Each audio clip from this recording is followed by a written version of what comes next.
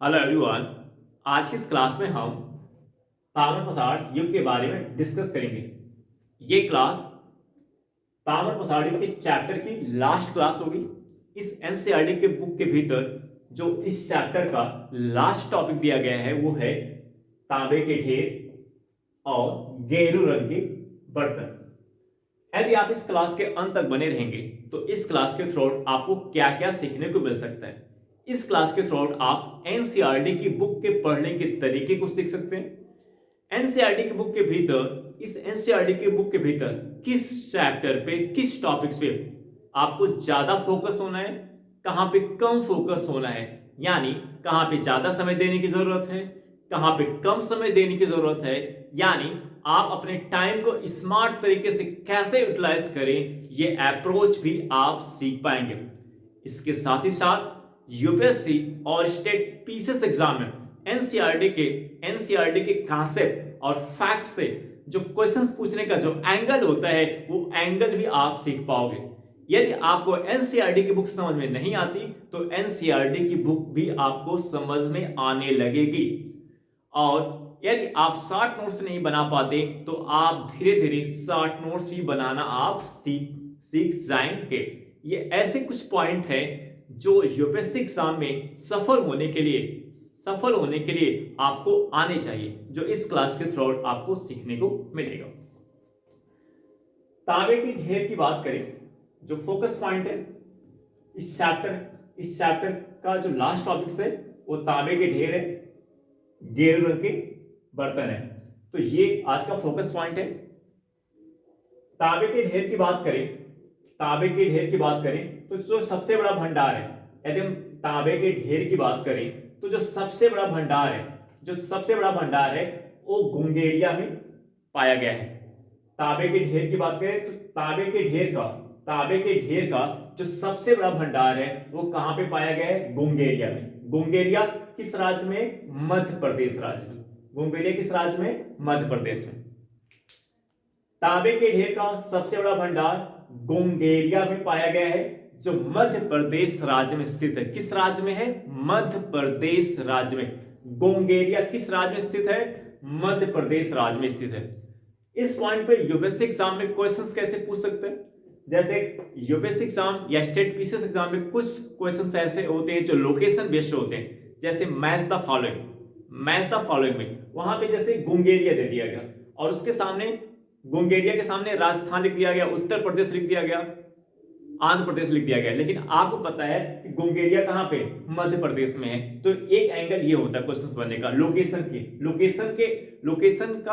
Location के point पे या किसी स्थल के पॉइंट, लोकेशन या स्थल के पॉइंट पे जो क्वेश्चंस बनने का एंगल होता है, एक एंगल ये होता है मैच द फॉलोइंग। गुंगेरिया डाल दिया, गुंगेरिया लिख दिया गया और उसके सामने लिख सकता है तांबे की ढेर लिख सकता है, या हड्डी लिख सकता है, या मिट्टी के बर्तन लिख सकता है, ऐसे भी लिख सकता है। तो आप देख रहे होंगे इस फैक्ट से टू एंगल से क्वेश्चंस बनते हुए दिख रहे हैं। एक एंगल क्या है कि गुंगेरिया के सामने राजस्थान लिख दिया, या आंध्र प्रदेश या उत्तर प्रदेश, जबकि आपको पता है गुंगेरिया किस राज्य में? मध्य प्रदेश में। ठीक है। दूसरा क्या? गुंगेरिया के सम्मुख लिख दिया तांबे के ढेर, तो सही है, लेकिन अगर गुंगेरिया के सामने लिख दिया जाएगा हड्डी या मिट्टी के बर्तन, हड्डी के उपकरण या मिट्टी के बर्तन, तो गलत होगा, क्योंकि गुंगेरिया किसके भंडार के लिए जाना जाता है? तांबे के ढेर के लिए जाना जाता है।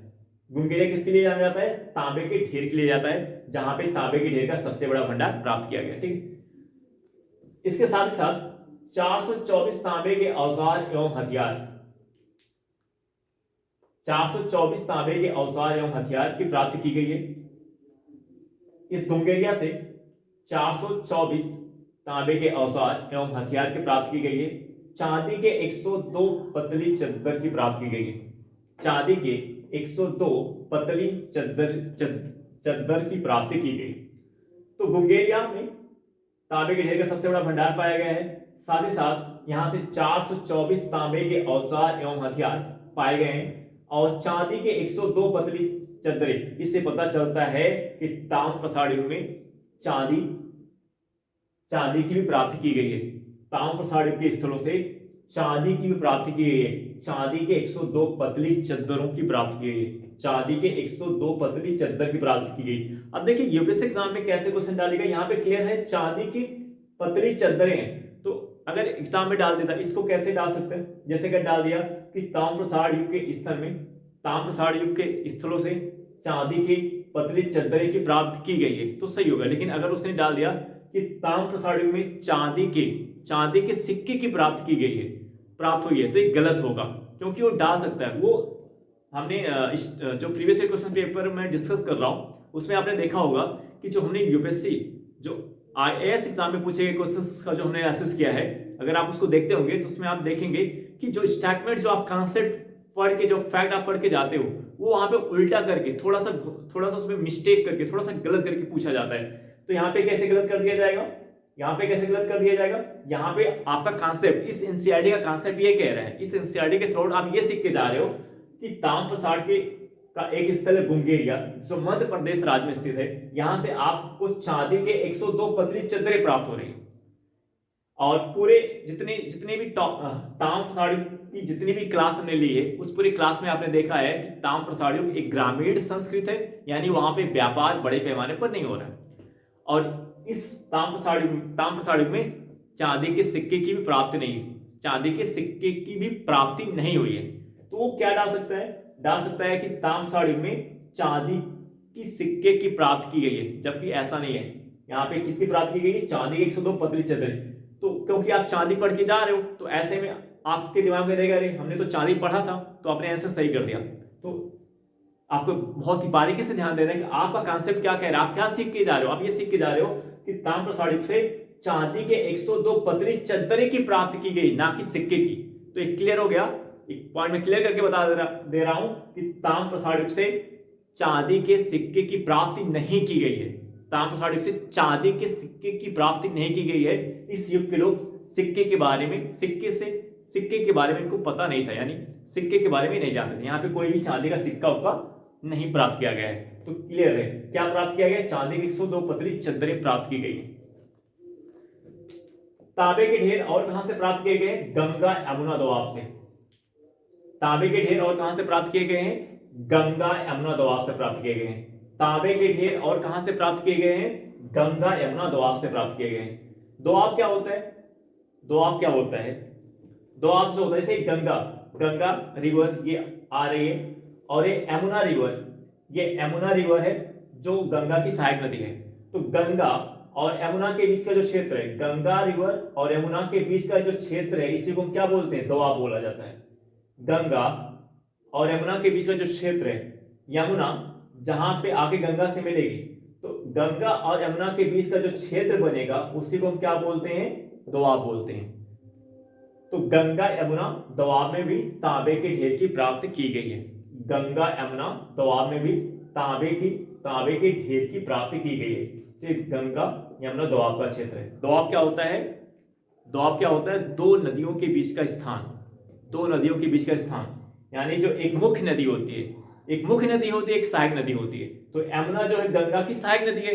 तो यमुना गंगा को जिस पॉइंट पे मिलेगी, तो जो क्षेत्र गंगा और यमुना के बीच का जो क्षेत्र होगा, वही क्या कहलाता है, दोआब कहलाता है। यहां पे भी तांबे के ढेर की प्राप्ति की गई है। इसके साथ ही साथ 80 तांबे के ढेर की प्राप्ति की गई है। 80 तांबे के ढेर की प्राप्ति की गई, 80 तांबे के ढेर की भी प्राप्त की गई है। इस 80 तांबे के ढेर में, इस 80 तांबे की ढेर की जो प्राप्त की गई है, कहां से, पश्चिम बंगाल से प्राप्त किया गया है, उड़ीसा से, गुजरात से, हरियाणा से, आंध्र प्रदेश से, उत्तर प्रदेश से। ये जो 80 तांबे के ढेर प्राप्त किए गए हैं, कहां से प्राप्त किए गए हैं, पश्चिम बंगाल से, उड़ीसा से, गुजरात से, हरियाणा से, आंध्र प्रदेश से, उत्तर प्रदेश से। इसमें क्या क्या है, कुल्हाड़ी, तलवार, भाला, मानवमूर्त, छल्ले। कुल्हाड़ी, तलवार, भाला, मानवमूर्त, छल्ले, बर्छी, कटार। तो ये जो 80 तांबे के ढेर प्राप्त किए गए, इस 80 तांबे के ढेर पश्चिम बंगाल, उड़ीसा, गुजरात, हरियाणा, आंध्र प्रदेश, उत्तर प्रदेश। पश्चिम बंगाल, उड़ीसा, गुजरात, हरियाणा, आंध्र प्रदेश, उत्तर प्रदेश से प्राप्त किए गए हैं। क्या क्या प्राप्त किया गया है इस 80 तांबे के ढेर में? इस 80 तांबे के ढेर में क्या क्या प्राप्त किया गया है? कुल्हाड़ी, तलवार, भाला, मानव मूर्ति, छल्ले।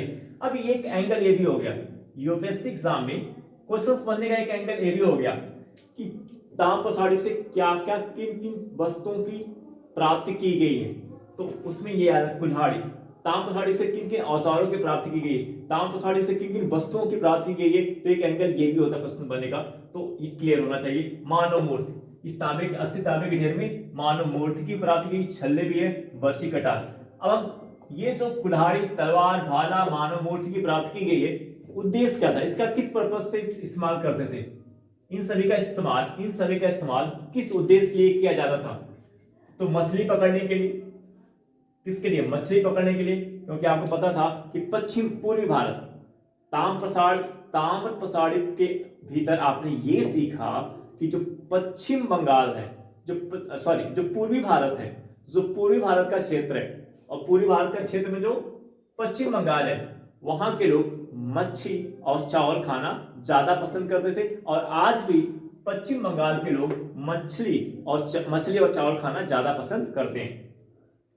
तो मछली पकड़ने के लिए, शिकार करने के लिए, लड़ने के लिए, कृषि के लिए, इन सभी ये सभी उपकरण पाए गए हैं, ये सभी उपकरण जो पाए गए, इसका इस्तेमाल किस लिए करते थे? मछली पकड़ने के लिए, शिकार करने, लड़ने, कृषि के लिए इनका प्रयोग किया जाता था। इससे रिलेटेड एक फैक्ट और है, इंपॉर्टेंट फैक्ट है। पश्चिमी उत्तर प्रदेश में कुछ गहरे रंग के बर्तन की प्राप्ति की गई है। पश्चिमी उत्तर प्रदेश से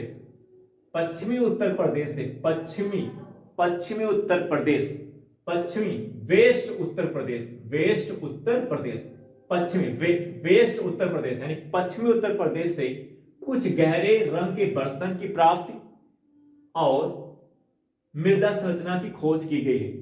पश्चिमी उत्तर प्रदेश से इस 80 तांबे के ढेर की वस्तुओं में से पश्चिमी उत्तर प्रदेश से कुछ गहरे रंग के बर्तन की खोज की गई है, मृदा संरचना की खोज की गई है। इसके साथ ही साथ कुछ स्थानों से हमें पकी ईंट के बिखरे हुए टुकड़े की प्राप्ति होती है। 80 तांबे के ढेर की वस्तुओं में से पश्चिमी उत्तर प्रदेश से कुछ गहरे रंग के बर्तन और मृदा संरचना की खोज की गई है। इसके साथ साथ कुछ स्थानों से पकी ईंट के बिखरे हुए टुकड़े मिलते हैं।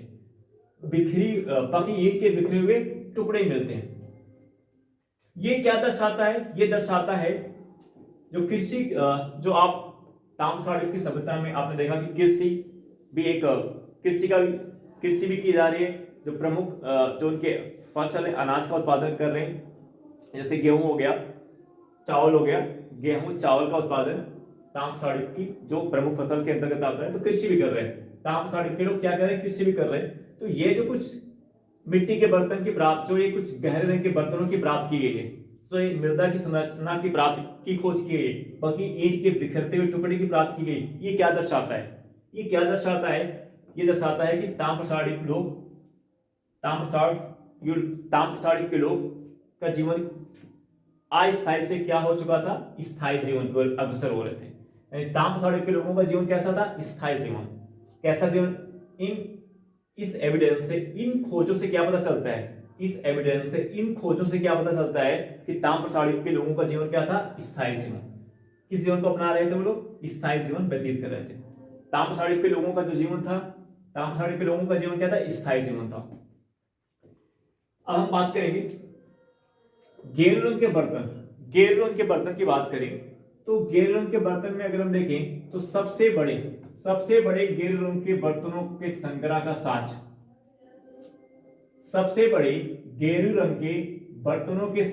साक्ष्य, हरियाणा और राजस्थान की सीमा पर जोधपुर में प्राप्त किए गए हैं।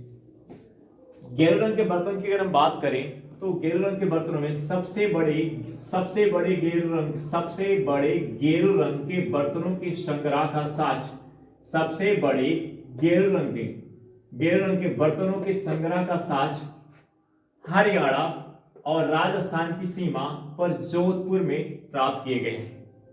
जो दोआब के ऊपरी भाग का क्षेत्र है, जो दोआब के ऊपरी भाग का क्षेत्र है। दोआब क्या होता है, अभी हमने आपको बताया था, गंगा यमुना दोआब। तो गंगा यमुना दोआब तांबे के ढेर की प्राप्ति गंगा यमुना दोआब से भी की गई है, और उस तांबे के ढेर में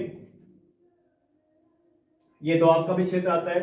तो गंगा यमुना दोआब, तो दो नदियों के बीच जो क्षेत्र होता है वो दोआब कहलाता है।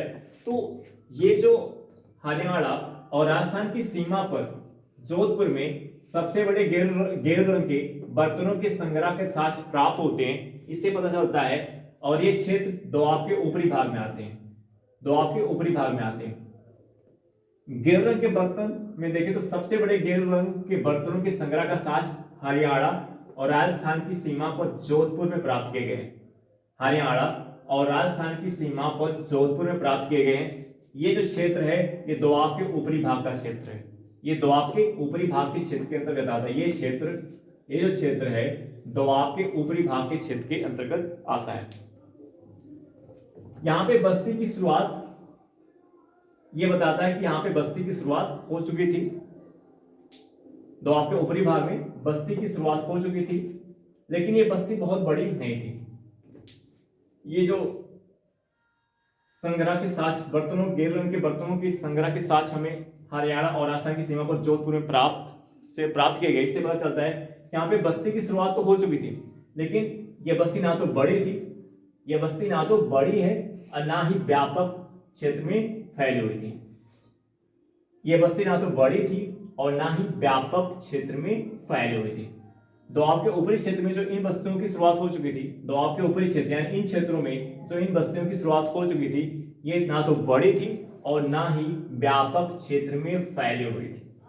और एक बार हमने पहले क्लियर कर दिया, कल की क्लास में मैंने आपको बताया था कि ताम्रप्रसार युग की जो संस्कृत है वो ग्रामीण संस्कृत है। यहाँ पे कृषि बड़े पैमाने पर नहीं है, व्यापार बड़े पैमाने पर नहीं हो रहा है।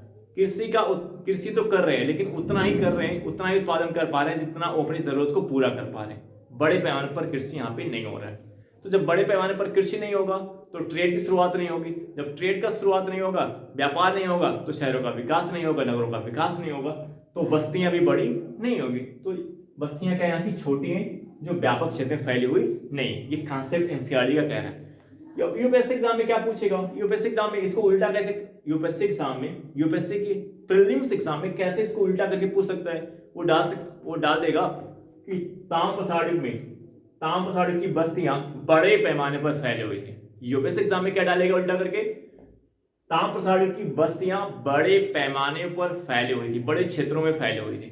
जबकि आपका कॉन्सेप्ट क्या कह रहा है कि ये बस्तियां व्यापक क्षेत्रों में फैली हुई नहीं थी, ये बस्तियां बड़ी नहीं थी, व्यापक क्षेत्रों में फैली हुई नहीं थी।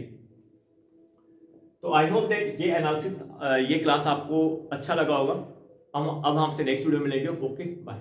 एक पॉइंट और यहाँ पे, एक पॉइंट तो ये बताना छुड़िया, जो अभी यहाँ पे आपको बताया गया कि इस कुल्हाड़ी, तलवार, भाला, मानव मूर्ति की प्राप्त जो यहाँ से 80 तांबे के ढेर, जो ये जो कुल्हाड़ी, तलवार, भाला, मानव मूर्ति की प्राप्ति पश्चिम बंगाल, उड़ीसा, गुजरात, हरियाणा, आंध्र प्रदेश, उत्तर प्रदेश से की गई है। इसका उद्देश्य क्या था, मछली पकड़ने, शिकार करने, लड़ने, कृषि करने के लिए। इससे क्या पता चलता है, इससे इन सभी एक्टिविटी से क्या पता चलता है, इन सभी एक्टिविटी से पता चलता है कि ताम्रप्रसार युग के लोगों को उच्च तकनीकी कौशल और ज्ञान का अनुमान लगाया जा सकता है। इन एक्टिविटी से, इन पॉइंट को देखने से ताम्रप्रसार युग में उच्च तकनीकी कौशल और ज्ञान का अनुमान लगाया जा सकता है। इन पॉइंट को देखने से हम ताम्रप्रसार युग में उच्च तकनीकी कौशल और ज्ञान का अनुमान लगाया जा सकता है। यहाँ पे ताम्रप्रसार युग के लोगों के बारे में हम क्या मान सकते हैं कि इनको उच्च तकनीक के बारे में पता था, ताम्रप्रसार युग के लोगों के उच्च तकनीकी कौशल और इनके ज्ञान का अनुमान लगाया जा सकता है। अब हम आपसे नेक्स्ट वीडियो मिलेंगे। Okay bye.